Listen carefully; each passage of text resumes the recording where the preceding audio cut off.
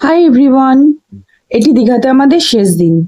তাই সকালবেলা ঘুম থেকে উঠেই আগে চলে এলাম একটু সমুদ্র দেখে নিয়ে তারপরে হোটেলে ফিরবো। ফিরে একটু ব্রেকফাস্ট করেই বেরিয়ে পড়েছিলাম আমরা ওল্ড দীঘায়, কারণ ওই যে শ্যামলীর বাস স্ট্যান্ড ওখানেই।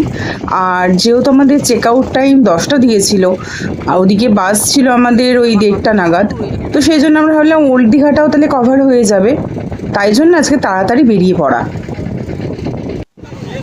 চলে এসেছি ওল্ড দীঘাতে। এখানে তুলনামূলক ক্রাউডও কম, আর সুন্দর করে বেশ এনজয় করা যাচ্ছিল এখানটার ঢেউও দেখুন। সকাল এই তখন 10:30 11টা মতো বাজে।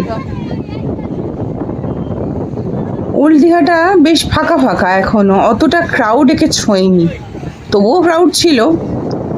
তো আমার হাজব্যান্ড বলছিল পরের বার আমরা ওল্ড দীঘাতেই থাকবো, বুঝলে। তাহলে হ্যাঁ, দেখা যাক, আবার যদি দীঘা আসি তাহলে আমরা ওল্ড দীঘাতেই থাকবো না হয়। দেখেছেন কেমন ঢেউ চলে আসছে।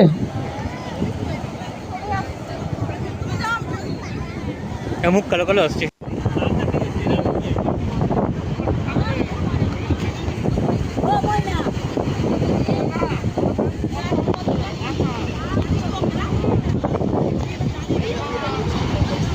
জুতো ভিজবে তোমার, তাকাও।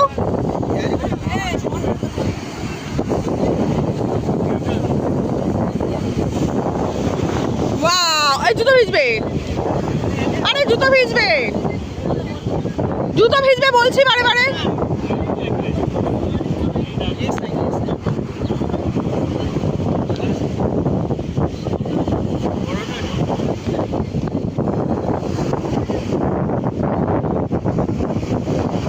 পুরো নিউ দীঘাতে ভিড় দেখে এসে পুরনো দীঘায় কি সুন্দর শান্ত। আহা হা, যা চাইছিলাম তা এখানে এসে পেলাম। হায়, এই লোকটা জুতো ভিজবে, জানতাম জানতাম এটাই হবে।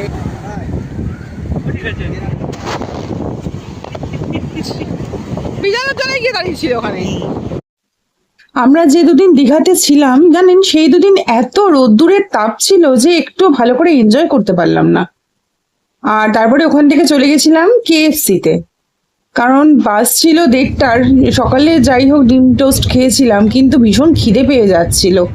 আর ভাবলাম একেবারে প্যাক করিয়ে নিয়েও যাব, যে বাসে যদি খিদে পায় তাহলে সেটাই খেয়ে নেবো আমরা।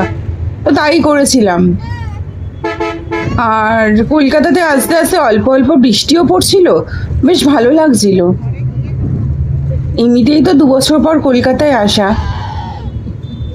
এবার কলকাতায় আসার মূল আকর্ষণ হচ্ছে আমার মামাবাড়ির অন্নপূর্ণা পুজো।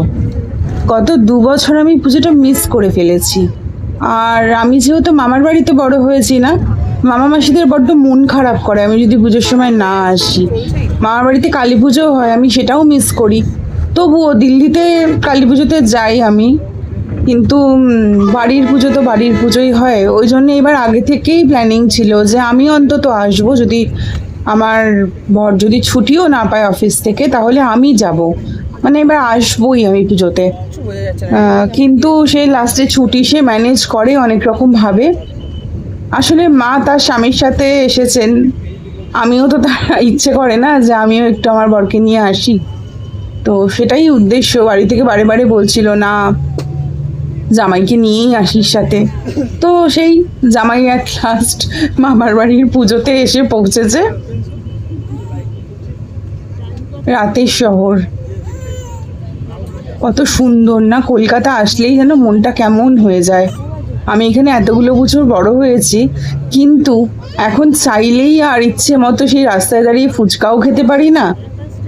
আর কত কিছুই তো আমাদের হাতের নাগালের বাইরে চলে যায় না আস্তে আস্তে। বড্ড মিস করি শহরটাকে। এই শহরটা আমার, এই শহরটার বুকে আমি বড় হয়েছি, ভাবলেই একটা অদ্ভুত লাগে। যাই হোক, আমার ভিডিওটি ভালো লাগলে একটা লাইক করে দেবেন। যারা চ্যানেলটা সাবস্ক্রাইব করেননি প্লিজ চ্যানেলটা সাবস্ক্রাইব করে দেবেন। আর সবাই ভালো থাকবেন, সুস্থ থাকবেন। দেখা হবে পরের ব্লগে, নিয়ে আসবো মামার বাড়ির অন্নপূর্ণা পুজো। আমাদের মা অন্নপূর্ণা। আপনাদের সবার সাপোর্টের জন্য অনেক ধন্যবাদ। ভিডিওটি ভালো লাগলে একটা লাইক করে দেবেন।